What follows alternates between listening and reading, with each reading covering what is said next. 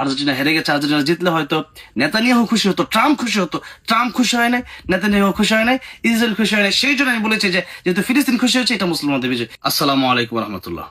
স্পেনদের বিজয়, এটা মুসলিমদের বিজয়। এটা আমি সকালে একটি স্ট্যাটাস দিয়েছিলাম, সেটি ভাইরাল হয়েছে এবং আপনারা এটা নিয়ে অনেক লেখালেখি করেছেন, অনেক বাজে মন্তব্য করেছেন।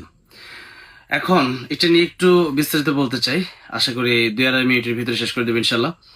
প্রথম কথা হচ্ছে যে স্পেনের বাকি কে কি কোন খেলোয়াড় মুসলমান কিনা জানি না, বাকি লামিন ইয়ামালকে আমি চিনি। এই খেলোয়াড় মুসলিম, প্লাস হচ্ছে সে ফিলিস্তিনের পতাকাকে সে উঁচু করে ধরেছে এবং ফিলিস্তিনের পক্ষে সে কথা বলেছে।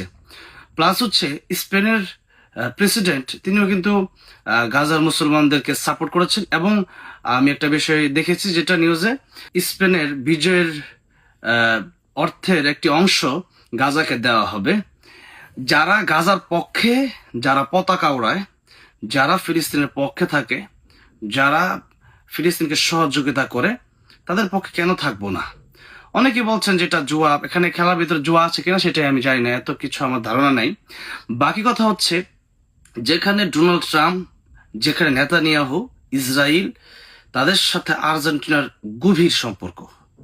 আমি একটু বলে রাখি, আর্জেন্টিনার লোকেরা একটু কষ্ট পেতে পারেন, আমি আফওয়ান, দুঃখিত। আমি ক্ষমা চেয়ে নিচ্ছি এই জন্য যে আমি নিজেই একজন আর্জেন্টিনার সাপোর্টার ছিলাম এক সময়।